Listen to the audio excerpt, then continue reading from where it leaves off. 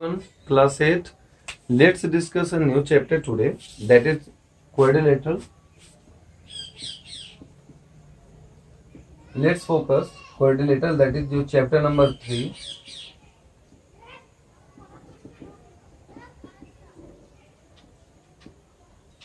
Actually, the thing that we will study is quadrilateral, types of quadrilateral, finding angles. In types, we will discuss trapezium, parallelogram, square, rectangle, and all these quadrilaterals. So let's start and begin this chapter. What is quadrilateral? सबसे पहले quadrilateral है क्या? तो अगर हम बात करें polygon की, तो पॉलीगॉन का हिंदी होता है बहुभुज, जिसके बहुत सारी भुजाएं हों। इस पॉलीगॉन को बनाने के लिए एटलीस्ट वी रिक्वायर्ड 3 साइड्स, हमें 3 साइड्स की जरूरत होती है, और वो 3 साइड जो है एक दूसरे के साथ में ज्वाइंट होना चाहिए।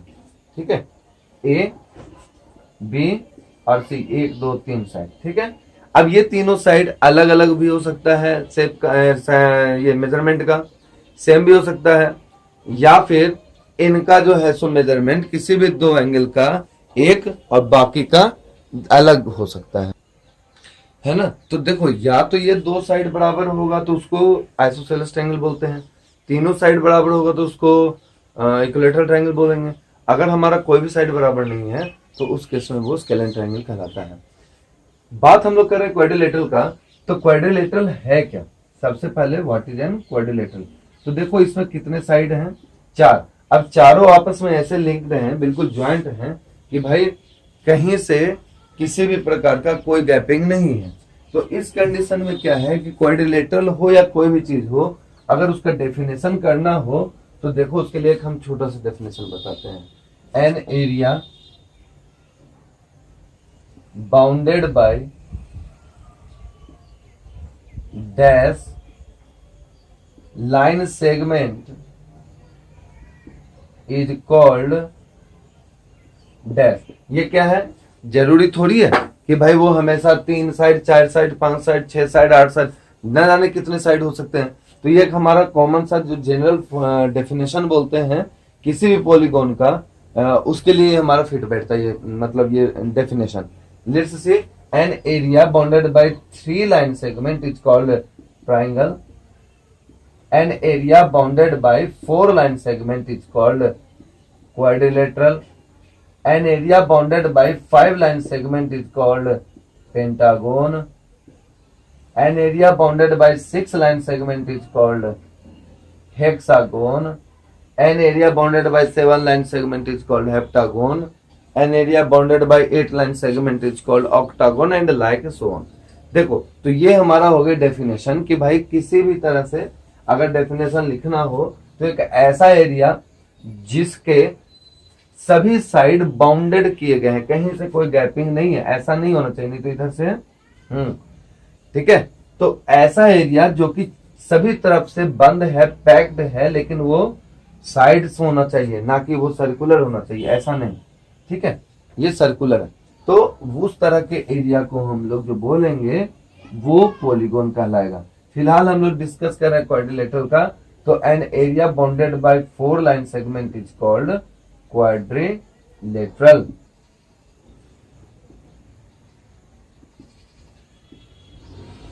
है ना, तो ये क्वाड्रिलेटरल कहलाता है। अगर हम इसकी बात करें तो लेट्स एबीसीडी भी एक क्वाड्रिलेटरल। तो अगर ये एबीसीडी मेरा क्वाड्रिलेटरल है तो इसमें देखो साइड्स कौन कौन से हैं। तो साइड्स हमारे हो गए a b, b c, c D, a d. Vertices की बात करेंगे, वर्टिसेस का मतलब जो ये है ना, ये वाला, इसकी बात करेंगे, ये ए बी सी और डी। एंगल्स की बात करते हैं तो एंगल सबसे पहले ए लिखना है तो इस तरह से लिखेंगे, यहां यहां यहां, जिस एंगल को लिखते हैं उसको बीच में लिखते हैं, that is angle d a b, plus angle b को लिखना है तो एंगल ए बी सी, फिर एंगल सी को लिखना है तो बी सी डी, और एंगल मान लो डी को लिखना है तो C D A, angle C D A. ठीक है, इस तरह से ये एंगल्स का नाम है, प्लस नहीं लगाएंगे, सॉरी, ये तो प्रूफ के टाइम पे भी आगे लगाएंगे, ठीक है ना, ये एंगल्स के नाम है। अब देखो ध्यान से समझना कि ये बी या सी किसी का भी लिखते हैं तो उसको बीच में लिखते हैं। हमारा इसके बाद एक चॉइस हो जाता है कि पहले हम डी ए बी लिखें या बी ए डी लिखें, ठीक है। तो ये उल्टा भी हो सकता है, डी सी बी भी लिख सकते हो और बी सी डी भी लिख सकते हो, तो भी इसका कोई डिफरेंस नहीं होगा। एंगल्स का जो नाम होता है वो बिल्कुल एग्जैक्ट, जो एंगल होगा बीच में वो सेम रहेगा। बीच का पोर्शन का ध्यान रखते हैं। नेक्स्ट जो है हमारे पास में वो ये होता है कि अगर हमारा क्वाड्रिलेटरल इस तरह का है तो क्वाड्रिलेटरल के टाइप्स कितने होंगे, तो जितने भी हैं, चाहे वो ट्रेपेजियम है, पैरेललोग्राम है, या फिर रोम्बस है, या फिर काइट है, या स्क्वायर है, या रेक्टेंगल है, जितने भी हैं ये सब क्वाड्रिलेटरल कहलाते हैं। क्यों? क्योंकि जरूरी नहीं कि बिल्कुल जिसका परपेंडिकुलर हो सब साइड का ये जो ज्वाइंट है, ये वाला एंगल, वही केवल क्वाड्रिलेटरल है।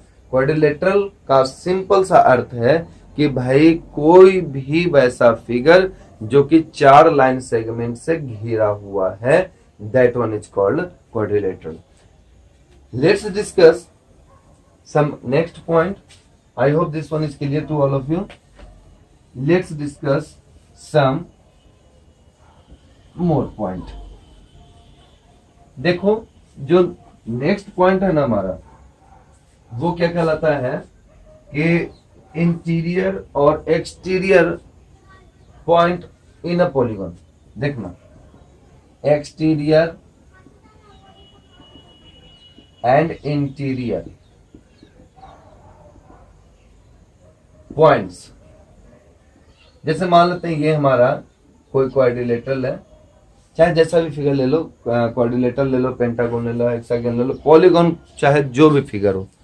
अगर उस पॉलीगॉन का एक्सटीरियर की बात करें तो एक्सटीरियर मतलब इस बाउंड्री के बाहर कोई भी पॉइंट, जैसे पॉइंट पी बाहर है, पॉइंट क्यू बाहर है, पॉइंट आर बाहर है, पॉइंट एस बाहर है, पॉइंट एल बाहर है, पॉइंट एम बाहर है, this all are the exterior point. देखो हम लोग बोलते भी हैं कि एक्सटीरियर पेंट, एक्सटीरियर पेंट जब करवाते हैं घर के बाहर तो घर के बाहर बाहर ही होता है, और इंटीरियर डेकोरेशन घर के अंदर। इंटीरियर का मतलब अंदरूनी भाग, एक्सटीरियर का मतलब बाहरी भाग, ठीक है।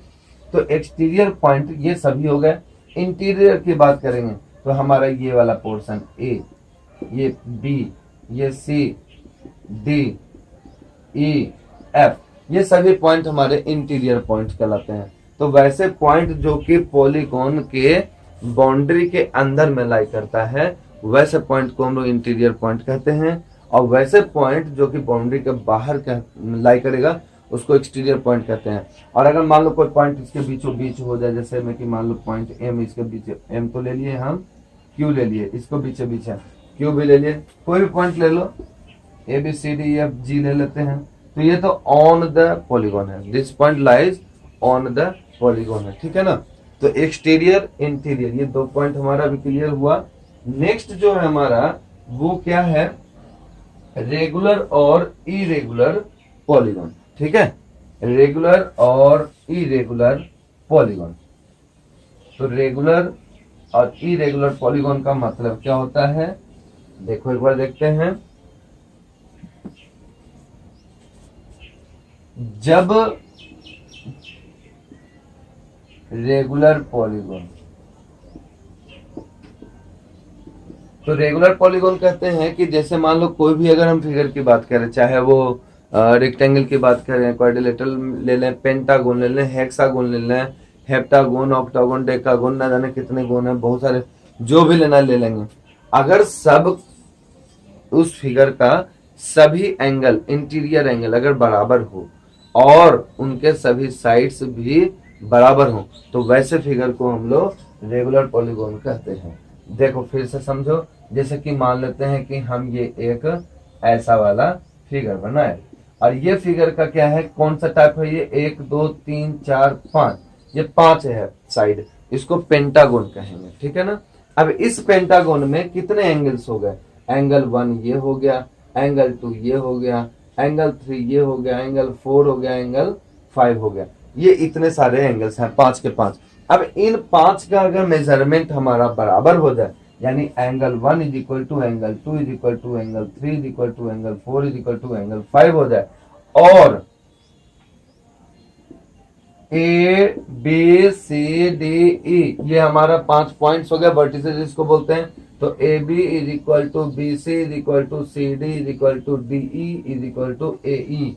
ये अगर हमारे सब साइड बराबर हो जाए तो ये हमारा कहलाएगा रेगुलर पॉलीगॉन। अभी ये पॉलीगॉन हट जाएगा, नाम हो जाएगा रेगुलर पेंटागन। अगर ये क्वाड्रिलेटरल होता तो कहते regular quadrilateral, regular hexagon, regular octagon. तो जितने भी साइड होते हैं तो नाम पॉलीगॉन का जो होता है नंबर ऑफ साइड्स और number of angles and number of angles के अनुसार रखा जाता है। तो हमारा ये जो रेगुलर पॉलीगॉन है, इनके अंदर में जितने भी एंगल्स हैं, पहली बात ये सब बराबर होंगे, और अगर मान लो कि ये सब साइड भी बराबर है तो समझ लेना कि वो हमारा रेगुलर पॉलीगॉन कहलाएगा। तो रेगुलर क्वाड्रिलेटरल में भी यही करेंगे, ठीक है। अब देखो नेक्स्ट जो है हमारा वो क्या होता है कि जिसके अंदर में, ठीक है, जिसके अंदर में इरेगुलर की बात करें, जिसके अंदर में अगर हमारा मान लो कि साइड्स बराबर नहीं है, एंगल्स बराबर नहीं है सभी, तो समझ लेंगे कि वो इरेगुलर है, जस्ट इसके अपोजिट। एक जो होता है वो क्या होता है, कॉनकेव और कॉन्वेक्स पॉलीगॉन। देखो समझते हैं नेक्स्ट पॉइंट हमारा, ये सारे पॉइंट्स लगभग आप लोगों को पहले भी पढ़ाया गया होगा प्रीवियस क्लास में, और जो छूट रहा है वो अभी पढ़ लेना।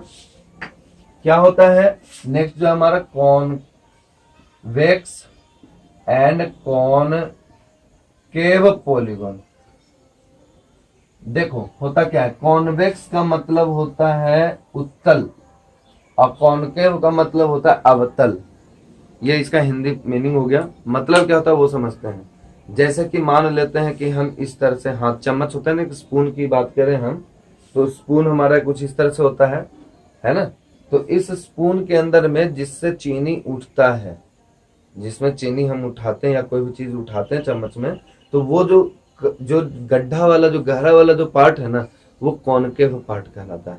और अगर इसी को उल्टा कर दें तो ये वाला पार्ट हमारा कॉन्वेक्स पार्ट कहलाता है, ठीक है। तो कॉनकेव का मतलब होता है जिसमें गहरा हो, जिसमें गड्ढा हो, जिसमें मतलब मुड़ा हुआ वाला पार्ट हो। और कॉन्वेक्स का मतलब होता है जो कि उठा हुआ वाला पार्ट हो। जैसे देखो हम एक एग्जांपल देते हैं आपको, है ना। अगर हम बात करें, क्या कहते हैं, ये देखो तो ट्रायंगल बना रहे हैं हम। एक ट्रायंगल तो इस तरह से बना है, और जो दूसरा ट्रायंगल हम बना रहे हैं वो कुछ, ये ट्रायंगल बना ही नहीं, एक फिगर हम इस तरह से बनाए।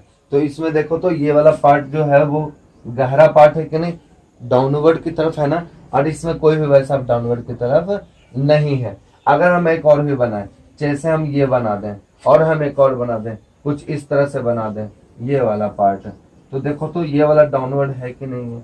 तो अगर इस तरह का फिगर आ जाए तो वो कॉनकेव कहलाएगा, और इस तरह का फिगर आ जाए तो वो कॉन्वेक्स कहलाएगा। तो देखो ध्यान समझना, ये जितने भी हैं ये सभी हम लोगों को समझना है पॉइंट्स को। और अगर ये पॉइंट समझ में आ जाए, ये पॉइंट्स अगर क्लियर हो जाता है तो समझ लेना कि हमारा बहुत अच्छा पोर्शन हमारा इस क्वाड्रिलेटरल का थ्योरी पार्ट क्लियर हो गया। अब जो हम लोग डिस्कस करने वाले हैं वो हमारा है, देखते हैं क्या है जो डिस्कस करने वाले हैं ना, वो क्या है कि sum of interior angle, sum of interior angles of a polygon. क्या होता है कि मान लेते हैं कि मेरे पास में 100 साइड वाला एक पॉलीगॉन है। ट्रायंगल में देखो 3 साइड होता है, क्वाड्रिलेटरल में देखो 4 साइड होता है, हेक्सागोन में 6 साइड होता है, डेकागोन में 10 साइड होता है। लेकिन हम एक बात कर रहे हैं वैसे क्वाड्रिलेटरल, वैसे पॉलीगॉन का जिसके अंदर में 1000 साइड होगा। हालांकि हो ना हो भगवान जाने, लेकिन 1000 साइड का होगा, या मान लो कि 36 साइड का हो। और कोई तुमसे पूछ दिया कि बताओ उसके अंदर अंदर का जितना भी एंगल बनेगा उन सब का अगर सम कर दें एंगल्स का तो वो कितना डिग्री का होगा। तो वैसे कंडीशन में हम लोग क्या करते हैं कि एक फॉर्मूला का ध्यान करेंगे। ये फॉर्मूला है हमारा n-2 into 180 degree, n-2 into 180 degree, where n is equal to number of sides n क्या है हमारा नंबर ऑफ साइड्स है, जैसे 10 12 15 20। अब जैसे एक एग्जांपल देख लेते हैं, ठीक है ना। ये हमारा हो गया 3 साइड, इधर लिखते हैं हम साइड, है ना, और इधर लिखते हैं उसका सम ऑफ एंगल्स। देखो साइड अगर हमारे पास में 1 हुआ तो कोई क्वाड्रिलेटरल कोई भी पॉलीगॉन बनेगा ही नहीं। पॉलीगॉन बनने के लिए मिनिमम 3 साइड होना चाहिए।